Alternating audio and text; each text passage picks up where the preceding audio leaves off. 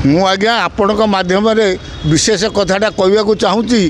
ଆମର ଏବେ ବୁବୁଲ ମିଟିଂ ହେଇଥିଲା। ଆମର ପ୍ରିୟ ସଭାପତି ଭତ୍ତା ସଂଘର୍ଷ ସମିତିର ସଭାପତି ବିଦ୍ୟାଧର ବାବୁଙ୍କ ମାଧ୍ୟମରେ ଆମେ ଓଡ଼ିଶା ଯାକ ଗୋଟେ ବୁବୁଲ ମିଟିଂ କରିଥିଲୁ। ବିଦ୍ୟାଧର ବାବୁ ବି ଓଡ଼ିଶା ଯାକ ବୁଲୁଛନ୍ତି। ଆମେ ଆଗାମୀ ଦିନରେ ରାଜ୍ୟପାଳଙ୍କ ଦୁଆରେ ଧାରଣା ଦେବୁ, ମୁଖ୍ୟମନ୍ତ୍ରୀକି ବି ଲେଖିକି ଦେବୁ। ଯଦି ଏହାର ସମାଧାନ ନ ହୁଏ ବିଦ୍ୟାଧର ବାବୁ ଆମ ସଭାପତି କହିଛନ୍ତି ବରଂ ଚୁଡ଼ା ଚାଉଳ ନେଇକି ଯିବା, ସେଇଠି ଶୋଇବା, ଅନଶନ କରିବା। ଯେତେବେଳେ ଦାବି ପୂରଣ ହେବ ଆମେ ଉଠିବା। ତେଣୁ ଆମେ ସଭାପତି ବିଦ୍ୟାଧର ମହାନ୍ତିଙ୍କ ଅନୁରୋଧକୁ ରକ୍ଷା କରି ଆମ ସଭାପତି ଯାହା କହିବେ ଆମେ ତାକୁ ପାଳିବୁ। ସେତେବେଳେ ସରକାର ଯେଉଁ ବିଶୃଙ୍ଖଳା ପରିସ୍ଥିତି ସୃଷ୍ଟି ହେବ ଓଡ଼ିଶାରେ, ସେଥିପାଇଁ ସରକାର ଦାୟୀ ରହିବେ। ଆଜ୍ଞା ନାରାୟଣ ଚନ୍ଦ୍ର ନାୟକ ଜଣେ ଶ୍ରମିକ ନେତା।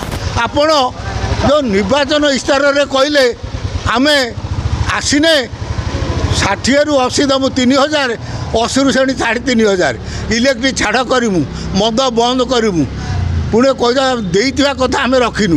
କ'ଣ ଆଜ୍ଞା ଦେଇଥିଲେ କହିଥିଲେ ରଖିଲେ? ଯାହା କହିଥିଲେ ଆପଣ କାର୍ଯ୍ୟକାରୀ କରିଛନ୍ତି କି? ବର୍ତ୍ତମାନ 60ରୁ 80 ବର୍ଷ ଲୋକମାନେ 3000 ପାଉଛନ୍ତି କି? ଯେଉଁ 80ରୁ କହିଲେ ଆମେ ଦେଉଛୁ ବୋଲିକି 3500, ଆଜ୍ଞା ରାଜନଗରରେ ଆପଣଙ୍କ ସୂର୍ଯ୍ୟବଂଶୀ ସୁରଜ ଉଦ୍ଘାଟନ କରିଥିଲେ। ଯେମିତି ମୁଖ୍ୟମନ୍ତ୍ରୀ ଧରଣଧର କଲେଜ କେଉଁଝରରେ କି ସମବାୟ ମନ୍ତ୍ରୀ ଯାଜପୁରରେ, ସେମିତି କେନ୍ଦ୍ରାପଡ଼ାରେ ଆମର ସୂର୍ଯ୍ୟବଂଶୀ ସୁରଜ ଉଦ୍ଘାଟନ କରିଥିଲେ। ଆଜ୍ଞା ସେ 80 ବର୍ଷରୁ ଉର୍ଦ୍ଧ୍ୱ ତାଙ୍କୁ 3500 ଟଙ୍କା ମିଳୁନାହିଁ। ସେମାନେ ଯାଇକି ବିଡ଼ିଓ ଅଫିସରେ କମ୍ପ୍ଲେନ୍ କରିବାରୁ ବିଡ଼ିଓ କହୁଛି ମୁଁ କ'ଣ କରିବି, ମୁଁ ଜିଲ୍ଲାପାଳକୁ ଲେଖିକି ଦେଇଛି। ଜିଲ୍ଲାପାଳ ସିନା ଚିଠିଟା ଦେନେ, ତା ଉତ୍ତର ଦେନେ ମୁଁ ଆପଣମାନଙ୍କୁ ଦେବି। ଆପଣ ଟିକେ ଧୈର୍ଯ୍ୟ ଧରନ୍ତୁ, ମୁଁ ଜିଲ୍ଲାପାଳ ସାଙ୍ଗରେ ଯୋଗାଯୋଗ କରି ଆପଣଙ୍କ ମାନଙ୍କ ବ୍ୟବସ୍ଥା କରିବି। ବର୍ତ୍ତମାନ ସରକାରଙ୍କର ଅବସ୍ଥା ଏମିତି।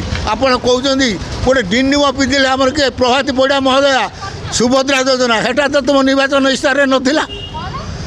ଦେଖନ୍ତୁ ଆଜ୍ଞା ସୁଭଦ୍ରା ଯୋଜନା ବି କେଉଁ ଅଧପନ୍ଥାରେ ପହଞ୍ଚିଲାଣି।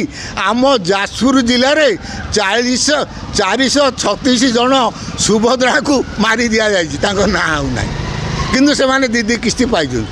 ଯଦି ସରକାର ଏଇଭଳିଆ ଭୂମିକା ଗ୍ରହଣ କରନ୍ତି, ଯଦି 3500 ବହୁତ ଜାଗାରେ କହିକି ବି ତାକୁ ଦେଉନାହାନ୍ତି, 60ରୁ 80 3000 ଦେଉନାହାନ୍ତି।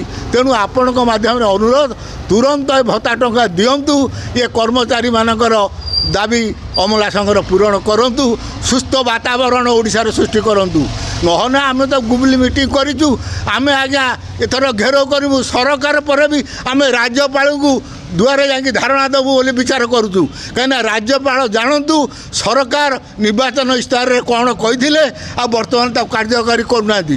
ସେଥିରେ ରାଜ୍ୟପାଳ ମହୋଦୟ ବି ଅନୁଭବ କରିବେ, ନିଜେ ପ୍ରଧାନମନ୍ତ୍ରୀ ନରେନ୍ଦ୍ର ମୋଦି ସେ ନିର୍ବାଚନ ଇସ୍ତାହାର ବାହାରିଲା ବେଳେ ନିଜେ ଉପସ୍ଥିତ ଥିଲେ। ତେଣୁ ଆମେ ଏଇ ଯେଉଁ ରାଜ୍ୟପାଳ ମାଧ୍ୟମରେ ପ୍ରଧାନମନ୍ତ୍ରୀ ମୁଖ୍ୟମନ୍ତ୍ରୀ କି ଅନୁରୋଧ କରିବୁ, ନିର୍ବାଚନ ଇସ୍ତାହାରରେ କହିଥିବା ଭତ୍ତା ତୁରନ୍ତ ଦିଅନ୍ତୁ, ଆଉ ଠିକା କର୍ମଚାରୀ କି ତୁରନ୍ତ ପୋଷ୍ଟିଂ କରନ୍ତୁ। ଫ୍ଲିପକାର୍ଟରେ ଏବେ ଅନେକ ଡିଜାଇନର ଶାଢ଼ୀ ମିଳୁଛି। ବିଭିନ୍ନ ନାମୀ ଦାମୀ କମ୍ପାନୀର ଶାଢ଼ୀ ଏବେ ଫ୍ଲିପକାର୍ଟରେ ଆଭେଲେବୁଲ୍। 200 ଟଙ୍କାରୁ ଆରମ୍ଭ କରି 2000 ଟଙ୍କା ଭିତରେ ଆପଣ ଭଲ ଶାଢ଼ୀ କିଣିପାରିବେ। ଡେରି ନକରି ଅର୍ଡ଼ର କରି ନିଅନ୍ତୁ ଆପଣଙ୍କ ମନପସନ୍ଦର ଶାଢ଼ୀ। କେବଳ ଫ୍ଲିପକାର୍ଟରେ ଏବେ ଉପଲବ୍ଧ। ତୁରନ୍ତ ଅର୍ଡ଼ର କରନ୍ତୁ, ଏହାର ଲାଭ ଉଠାନ୍ତୁ। ଏହିଭଳି ଅନଲାଇନ୍ ସପିଂ ପ୍ରଡ଼କ୍ଟ ଦେଖିବାକୁ ହେଲେ ଆମ ଚ୍ୟାନେଲକୁ ଲାଇକ୍ କରନ୍ତୁ, ସେୟାର କରନ୍ତୁ, ସବସ୍କ୍ରାଇବ୍ କରିବାକୁ ଜମା ବି ଭୁଲନ୍ତୁ ନାହିଁ।